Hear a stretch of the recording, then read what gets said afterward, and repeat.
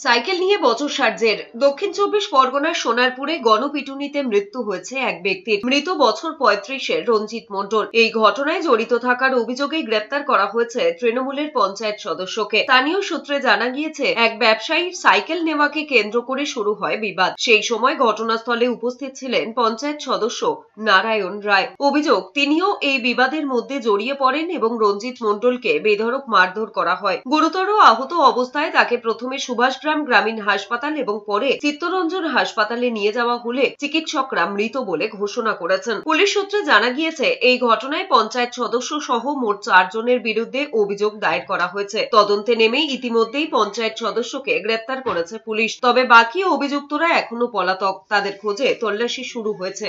গণপিটুনিতে তৃণমূল কংগ্রেসের জনপ্রতিনিধি জড়িত, এতে আশ্চর্য হওয়ার খুব একটা বিষয় নেই, কিন্তু সোনারপুরের মতো জায়গায় গণপিটুনি, এটাই আশ্চর্য হওয়ার মতো বিষয়। একজন এর পেছনে জড়িত নয়, আরো অনেকে জড়িত। পুলিশকে আরো সক্রিয় হতে হবে এবং পুলিশকে জবাবদিহি করতে হবে যে সোনারপুরের মতো জায়গায় এই ক্রাইম সিন্ডিকেট বাড়ছে কিভাবে। একটা মারপিটের ঘটনা ঘটেছে, সেই ঘটনাকে কেন্দ্র করে পরবর্তী সময় যে একজন মারা গেছে, সেখানে আমাদের একজন পঞ্চায়েতের সদস্য আছে নারায়ণ রায়, গ্রেপ্তারও হয়েছে শুনে। তবে আইনের পথে ছিল, প্রকৃত দোষী যারা আছে শাস্তি পাবে।